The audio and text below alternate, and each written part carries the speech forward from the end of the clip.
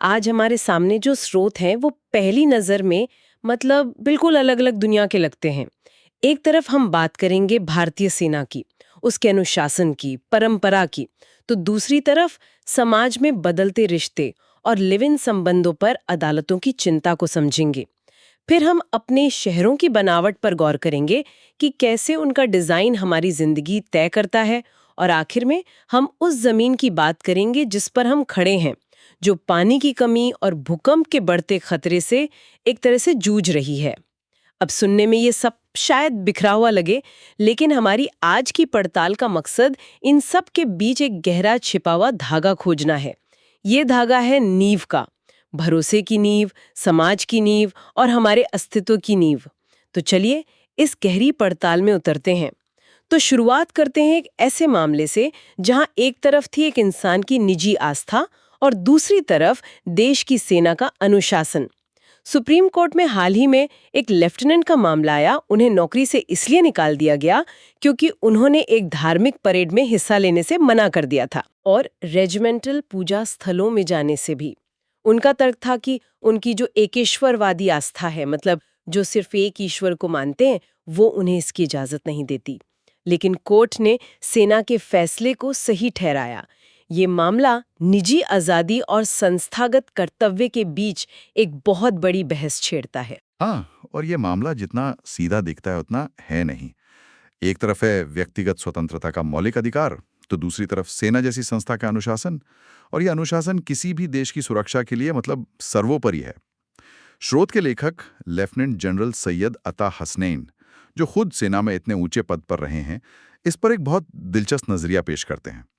वो कहते हैं कि भारतीय सेना का जो सेक्युलरिज्म है वो उदासीनता का नहीं है कि हम किसी धर्म को नहीं मानेंगे, बल्कि ये समावेश का मॉडल है। समावेश का मॉडल मतलब सबको साथ लेकर चलने वाला सेक्युलरिज्म। बिल्कुल, यानी हम सभी धर्मों का सम्मान करेंगे और उन्हें साथ लेकर चलेंगे। ये सुनने में तो बहुत आदर्शवादी लगता है, लेकिन क्या आज के दौर में इसे बनाए रखना मुश्किल नहीं होता होगा?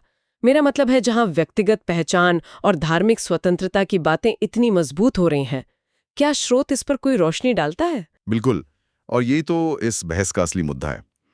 जनरल हसनैन समझाते हैं कि सेना के लिए रेजिमेंटल मंदिर, मस्जिद, गुरुद्वारा या जो सर्वधर्म स्थल होते हैं, वो सिर्फ पूजा करने की जगह नहीं है। वे यूनिट की पहचान है, परंपरा है और जुज़ामन हाल्ट मतलब एकजुटता के प्रतीक हैं। जब एक यूनिट किसी खतरनाक मिशन पर जाती है, तो ये जो साझा रस्में और प्रार्थनाएं होती हैं, यही उनके मनोबल को बांध कर रखती हैं। वो अपने एक निजी अनुभव भी बताते हैं। हाँ, मैंने भी पढ़ा। वो बताते हैं कि कैसे एक मुस्लिम परिवार में पले बड़े होने के बावजूद उन्होंने हमेशा अपनी यूनिट के मंदिर को अपना माना।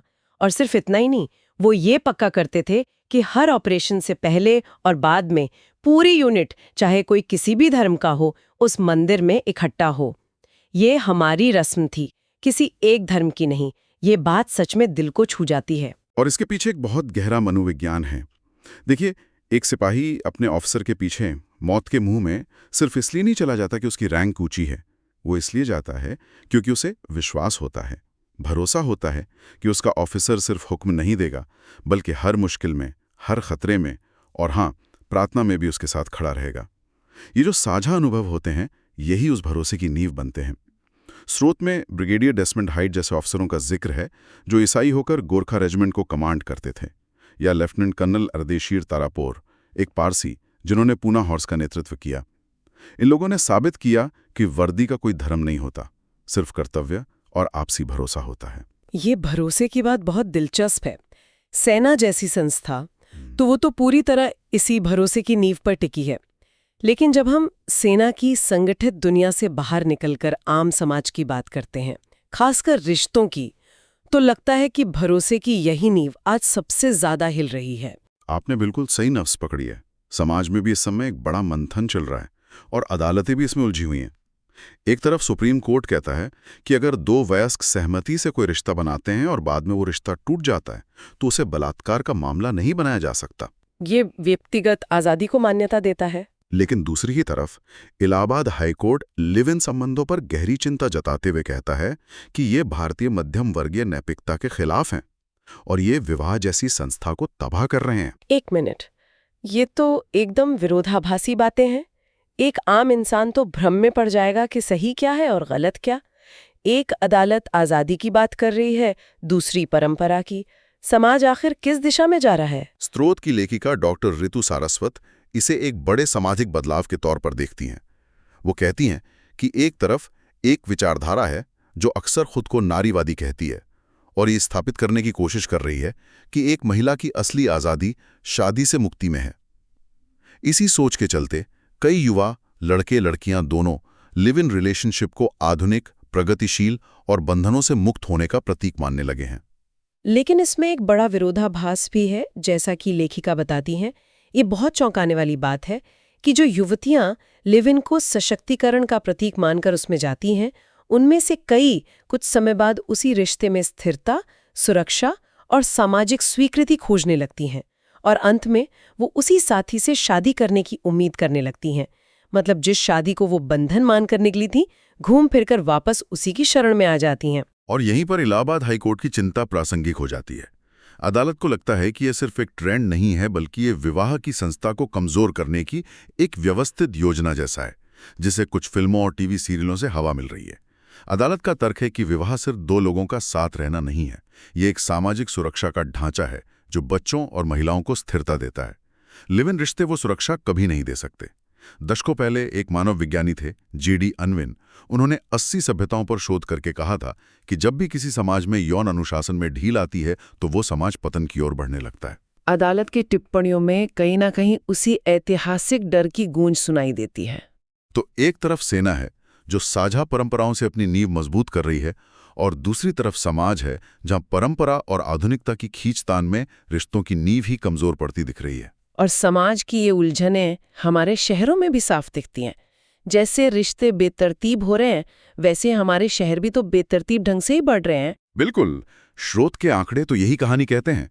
सोचिए, 2036 तक भारत के शहरों में 60 करोड़ लोग रह रहे होंगे, मतलब अमेरिका की आबादी का लगभग दुगना।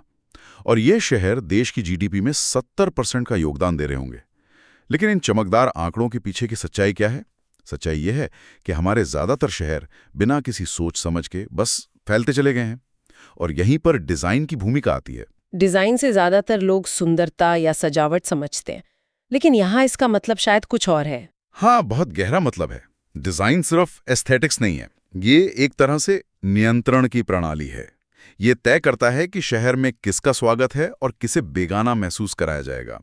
एक उदाहरण सोचिए, अगर एक चौड़ी चिकनी सड़क बना दी जाए लेकिन उसके दोनों तरफ पैदल चलने के लिए फुटपाथ न हो, तो ये डिजाइन साफ साफ कार वालों से कह रहा है कि ये शहर तुम्हारा है, और पैदल चलने वालों, साइकिल वालों या गरीबों से कह रहा है कि तुम यहां के नहीं हो। या फिर एक मेट्रो लाइन जो शहर के अमीर हिस्से को दूसरे अमीर हिस्से से जोड़ती है, लेकिन उस गरीब बस्ती तक नहीं जाती जहां से मजदूर आते हैं। ये भी एक तरह का भेदभाव है जो डिजाइन के जरिए किया जा रहा है। ठीक है, तो ये जो मानव केंद्रित डिजाइन की बात होती है, इसका असली मतलब क्या है? और हमारे योजनाकार जो सालों से यही बातें कर रहे हैं, वो इसे जमीन पर लागू क्यों नहीं कर पाते? सबसे बड़ी बाधा क्या है? सबसे बड़ी बाधा है हमारी आदत। हम अनुमानों के आधार पर योजनाएं बनाते हैं, लोगों के असल अनुभवों के आधार पर नहीं। मानव केंद्रित डिजाइन का मतलब है कि कोई भी प्रोजेक्ट शुरू करने से पहले लोगों से जाकर पूछना, आपकी समस्या क्या है? आप अपनी जिंदगी आसान बनाने के लिए क्या चाहते हैं? स्रोत में अमेरिका के अल्पासो शहर का एक बेहतरीन उदाहरण है।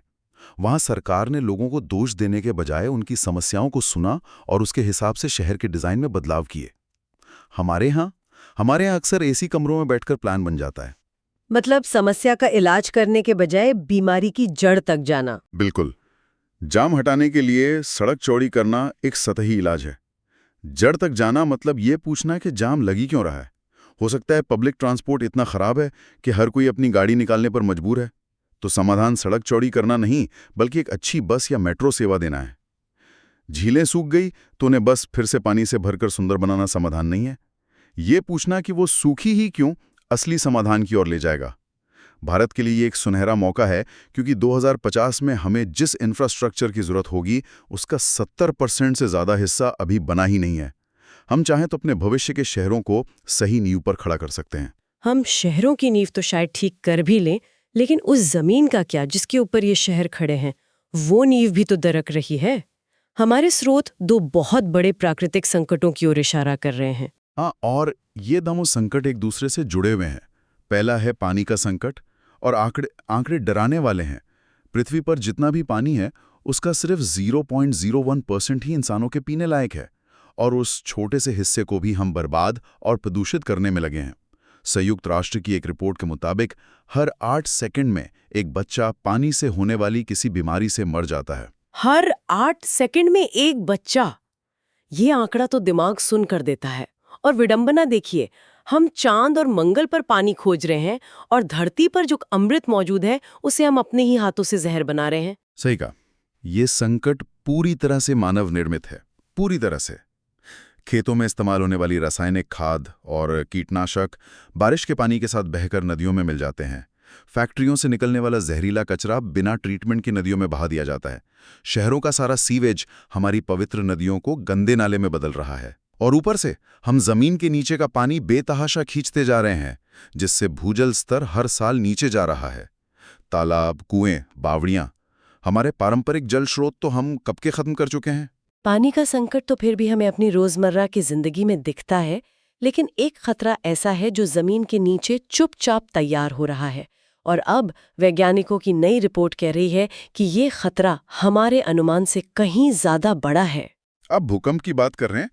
भारत को जो नया भूकंपीय जोनिंग नक्शा हाल ही में जारी हुआ है, वो एक गंभीर चेतावनी दे रहा है। इसके मुताबिक अब देश का लगभग 61% हिस्सा मध्यम से लेकर बहुत उच्च भूकंपीय जोखिम वाले क्षेत्र में आता है। सबसे चिंता की बात हिमालयी क्षेत्र के लिए है।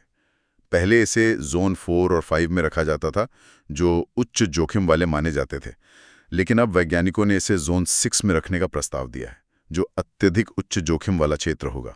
और इसका कारण वही पुरानी भूवैज्ञानिक प्रक्रिया है ना, कि भारतीय टेक्टोनिक प्लेट लगातार यूरेशियन प्लेट से टकरा रही है। जी, इसी टक्कर से हिमालय बना था, और ये प्रक्रिया आज भी जारी है। इससे हिमालय क्षेत्र में लगातार भारी मात्रा में ऊर्जा जमा हो रही है, जो कभी भी एक बड़े भूकंप के रूप में बाहर निकल सकती है। अब जरूरत इस नए नक्शे को सिर्फ एक अकादमिक दस्तावेज मानकर भूल जाने की नहीं है, इसे गंभीरता से लेने की है।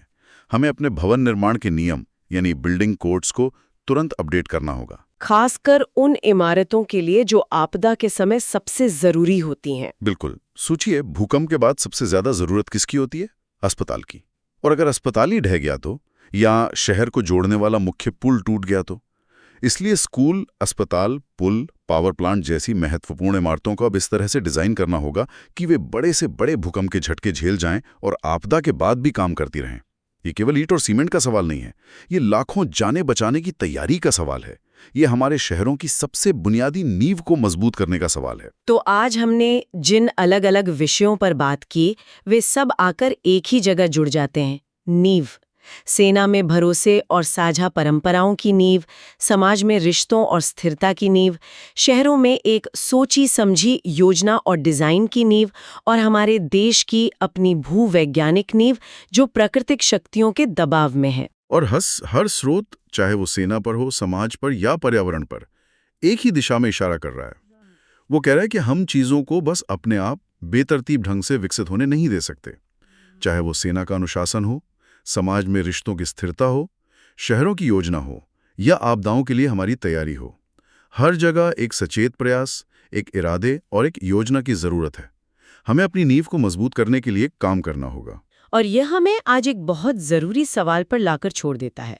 अगर हमारी पारंपरिक संरचनाएं जैसे विवाह दबाव में हैं और आधुनिक विकल्प जैसे लिव इन संबंध भी स्थायी समाधान नहीं दे पा रहे हैं, और साथ ही हमारी भौतिक दुनिया, हमारा शहर, हमारा पर्यावरण भी अभूतपूर्व तनाव झेल रही है, तो सवाल ये है कि भविष्य के लिए हमें किस तरह की नई नींव बनानी होगी, और उस नई मजबूत नींव का वास्तुकार आखिर कौन होगा।